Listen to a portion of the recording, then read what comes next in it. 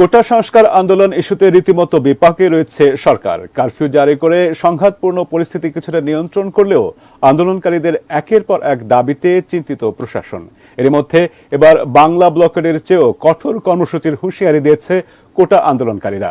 তাই প্রশ্ন উঠেছে, আবারও কি দেশের পরিস্থিতি সংঘাতের দিকে যাচ্ছে? আরো জানাচ্ছেন সহকর্মী শাহাদাত রিফাত। কোটা সংস্কার আন্দোলনকে কেন্দ্র করে দেশব্যাপী যে ব্যাপক সংঘর্ষ, সহিংসতা ও হতাহতের ঘটনা ঘটেছে, তার পেছনে কারা ইন্ধন দিয়েছে তা নিয়ে কাজ করছে আইন শৃঙ্খলা রক্ষাকারী বাহিনীর একাধিক ফোর্স। সেই ধারাবাহিকতায় গ্রেফতার করা হয়েছে অসংখ্য সন্দেহভাজন ও নাশকতাকারী ও মাস্টারমাইন্ডকে। এমন পরিস্থিতিতে এবার বাংলা ব্লকেডের চেয়েও কঠোর কর্মসূচির হুঁশিয়ারি দিলেন কোটা আন্দোলনকারীরা। শনিবার রাতে এক জুম মিটিংয়ে বৈষম্য বিরোধী ছাত্র আন্দোলনের ৩ সমন্বয়ক রিফাত রশিদ, আব্দুল হান্নান মাসুদ ও মাহিন সরকার এই ঘোষণা দেন।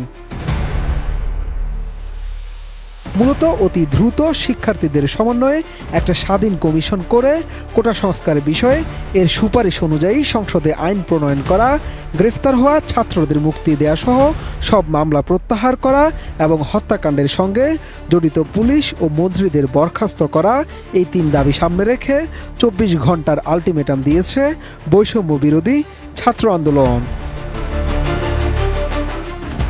এছাড়া কোটা আন্দোলনকারীদের পক্ষ থেকে নতুন করে হুঁশিয়ারি দিয়ে ঘোষিত কর্মসূচিতে বলা হয়, আন্দোলনের অংশ হিসেবে রোববার সারা দেশের দেয়ালগুলোতে গ্রাফিতি ও দেয়ালে লিখন কর্মসূচি পালন করবে তারা। ডিজাইন, এলিগেন্স, বিউটি, সেরা পণ্য সবার জন্য জেভিকো।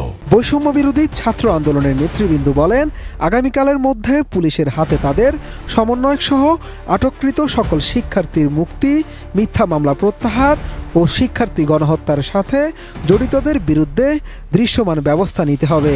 তা না হলে পরশুদিন থেকে বৈষম্য বিরোধী ছাত্র আন্দোলন কঠিন কর্মসূচি নিতে বাধ্য হবে বলেও জানানো হয়।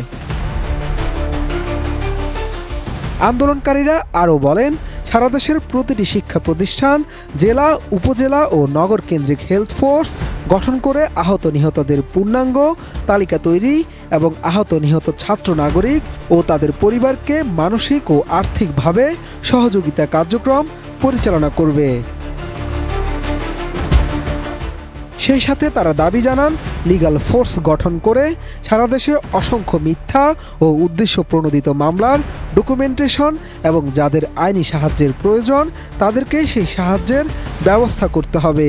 এক্ষেত্রে স্থানীয় ইউনিট বৈষম্য বিরোধী ছাত্র আন্দোলনের কেন্দ্রীয় কমিটির সাথে সমন্বয় করবে।